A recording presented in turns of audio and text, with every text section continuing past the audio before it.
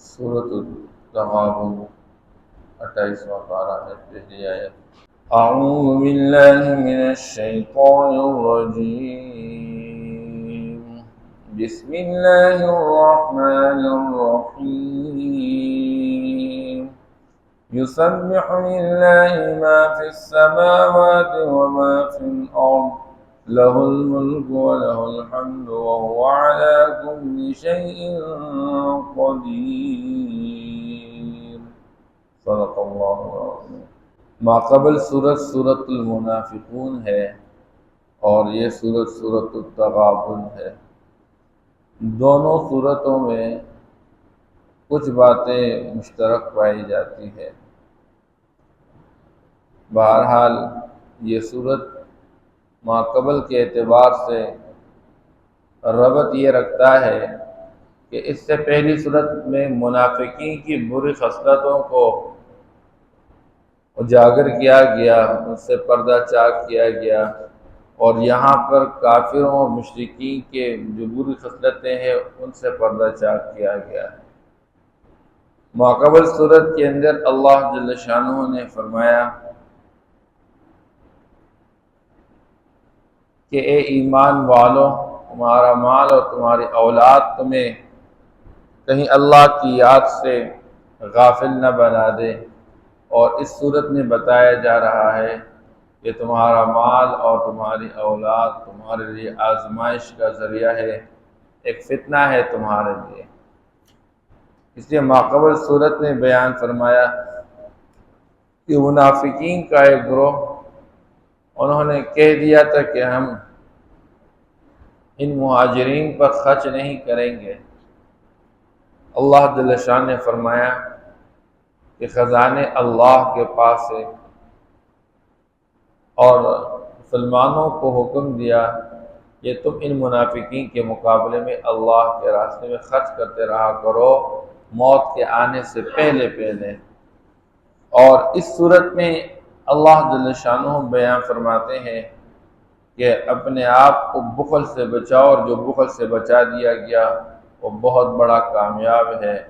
اور یہ اللہ کے راستے میں خرچ کر لینا، یہ گویا کہ اللہ کے ہاں قرض جمع کرنا ہے، اور جو اللہ کو قرض کے طور پر کوئی چیز دے دیتا ہے اللہ اس کو ڈبل کر کے دیتے رہتے ہیں۔ تو یہ اس صورت کا ماقبل کے ساتھ ربط۔ سورۃ التغابن، یہ صورت یہاں پر اس کا اطلاق کیا گیا ہے مدنیہ، کہ یہ مدنی صورت ہے۔ بہرحال بعض مفسرین کی رائے یہ ہے کہ کچھ آیات اس کی مکی ہے اور کچھ آیات اس کی مدنی ہے۔ سورت کے شروع میں انسان کے نیکی کی قبولیت کے لیے بنیادی بات ذکر کی جاتی ہے، جس کو تمام دین کا جڑ اور خلاصہ کہا جاتا ہے، وہ ہے مسئلہ توحید، کہ بندہ اپنے دل و دماغ میں اللہ وحدہ لا شریک مان لے۔ بنیادی بات یہ ہے، اور اس پر تمام اعمال کی قبولیت موقوف ہے۔ اگر کسی کے دل میں توحید نہیں ہے، اس کا عقیدہ نہیں ہے، تو پھر انسان کے تمام نیک اعمال بیکار ہے، اگر یہ کسی غیر کے واسطے کوئی عمل کرتا ہے۔ اور اللہ جل شانہ نے مسئلہ توحید کو بیان کرتے ہوئے فرمایا یسبح للہ ما فی السماوات وما فی الارض، کہ وہ اللہ جو اس کائنات کے معبود ہے، جس کی عبادت کی جاتی ہے، اس اللہ کی پاکی بیان کرتی ہے وہ تمام مخلوقات جو آسمانوں میں ہے، وما فی الارض، اور جو زمینوں میں ہے۔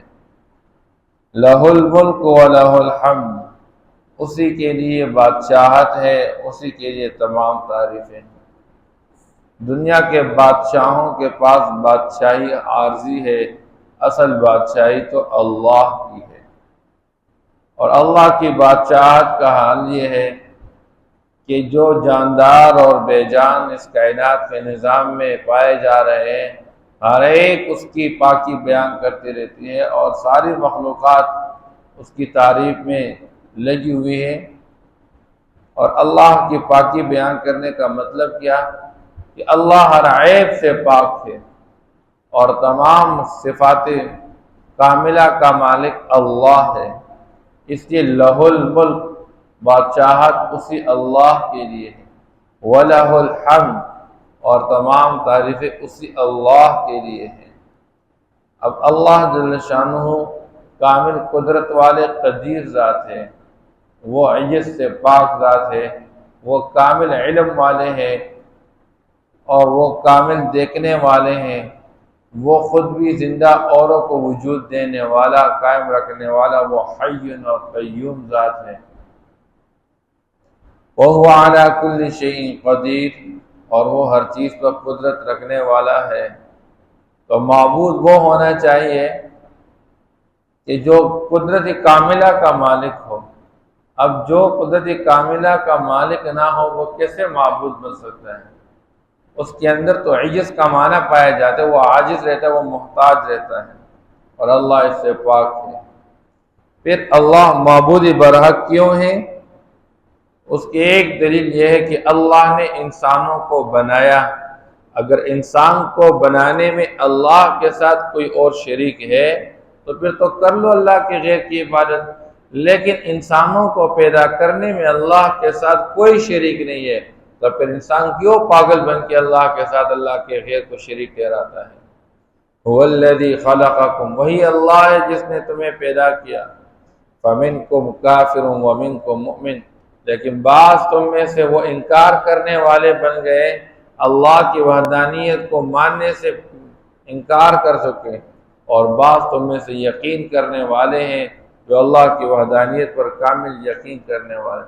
بعض تم میں سے ناشکر بن گئے کہ جس اللہ نے ان کو پیدا کیا وہ اس اللہ کو چھوڑ کے اللہ کے غیر کی عبادت میں لگے ہوئے ہیں، حالانکہ حق تو یہ تھا کہ جس اللہ نے ان کو بنایا اسی اللہ کی عبادت میں لگے رہتے۔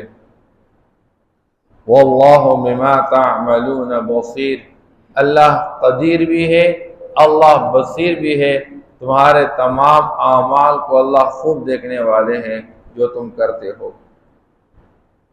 پھر اس کائنات کے نظام میں معبود برحق ایک اللہ ہے، اور ایک اللہ کیوں معبود برحق ہے؟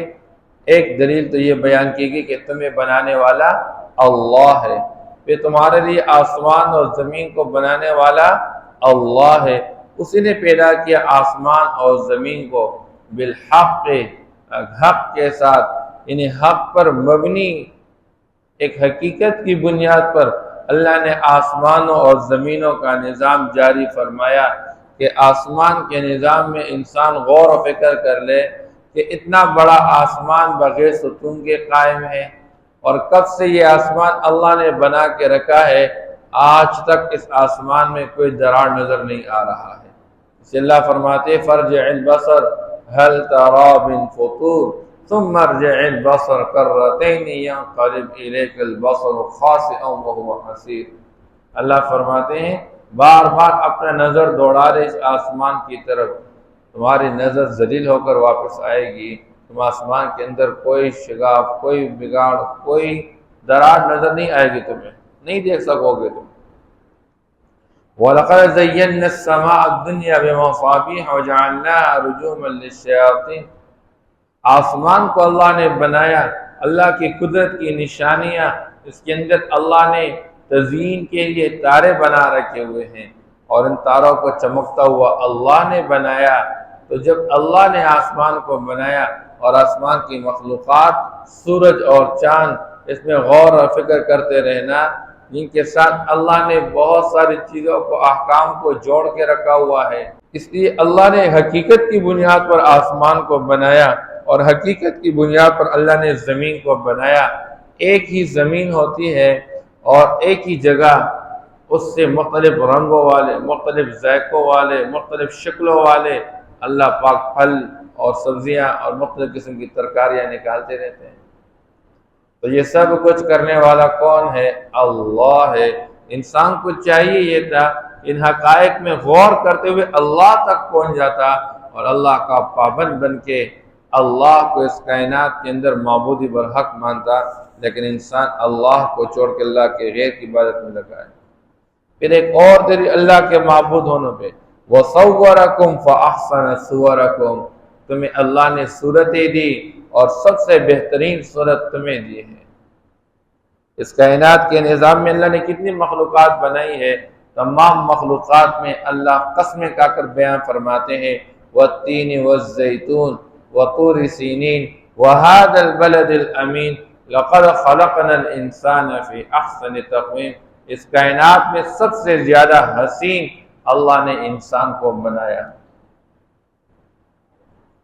آج دنیا کے اندر کتنے انسان پائے جا رہے ہیں، اور ہر انسان کے چہرے کو دیکھا جائے تو ہر ایک کا چہرہ دوسرے سے مختلف نظر آ رہا ہوتا ہے۔ مختلف قسم کی شکلیں عطا فرمائے، اور حسن کا کیا کمال ہے کہ انسان کے اعضاء کو اللہ نے جس طرح فٹ کیے ہوئے ہیں، اگر انسان ان اعضاء میں معمولی رد بدل کر لے، انسان کا وہ حسن باقی نہ رہے۔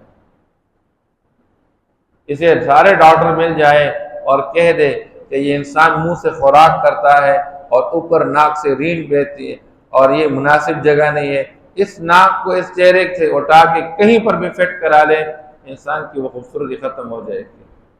اسے اللہ فرما دے فَأَحْسَنَ صُوَرَكُمْ، تمہاری صورتوں کو اچھا بنایا، وَإِلَيْهِ الْمَصِيرُ، اسی کی طرف لوٹ کر جانا ہے۔ جب اسی کی طرف لوٹ کر جانا ہے، اسی کو راضی کرنا ہے، اس کے سامنے جواب دہی ہے۔ يَعْلَمُ مَا فِي السَّمَاوَاتِ وَالْأَرْضِ، اللہ معبودی برحق کیوں ہے؟ اللہ کے سوا کوئی معبود نہیں ہے، وہ اپنی ذات و صفات میں یکتا ہے، یوں کہ علم کے اعتبار سے وہ اپنی ذات و صفات میں یکتا ہے، وہ قدرت کے اعتبار سے اپنی ذات و صفات میں یکتا ہے۔ اللہ فرماتے ہیں تمام مخلوقات جو آسمانوں میں ہیں، وہ تمام مخلوقات جو زمینوں میں ہے، اللہ ہر ایک کو جانتے ہیں۔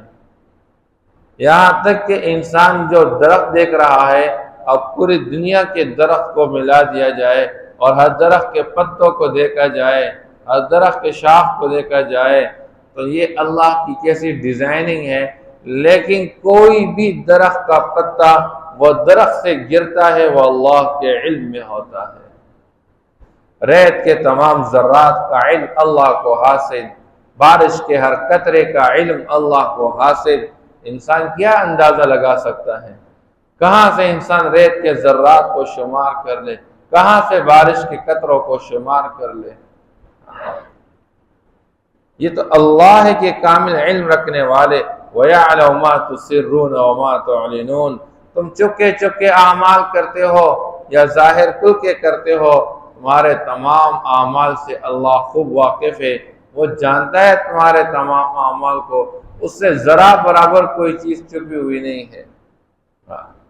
اس کا حال تو یہ ہے کہ کالی سیاہ رات کے اندر ایک سیاہ چٹان کے اوپر ایک چھوٹی سی سیاہ چیونٹی چل رہی ہے، اللہ اس چیونٹی کو بھی دیکھ رہے ہیں، اور اس چیونٹی کے راستے پہ چلنے سے وہ جو نشان بنتا ہے اللہ اس کو بھی دیکھ رہے ہیں، اس کے پاؤں کی آہٹ کو بھی سننے والے ہیں، اور اس چیونٹی کے دل کے اندر جو خیال گزر رہا ہے اللہ اس سے بھی واقف ہے۔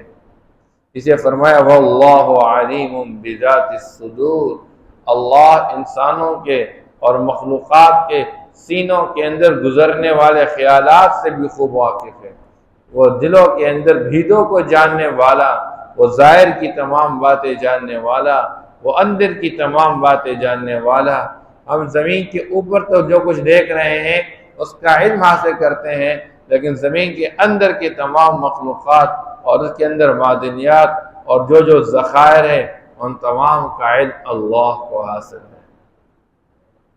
آسمان میں کتنے فرشتے ہیں، ان تمام فرشتوں کا علم اللہ کو حاصل ہے، تو وہ اپنے علم میں سب سے اعلیٰ، وہ اپنی قدرت میں سب سے اعلیٰ، وہ اپنے تخلیق میں سب سے اعلیٰ، اس کے ساتھ کوئی شریک نہیں ہے۔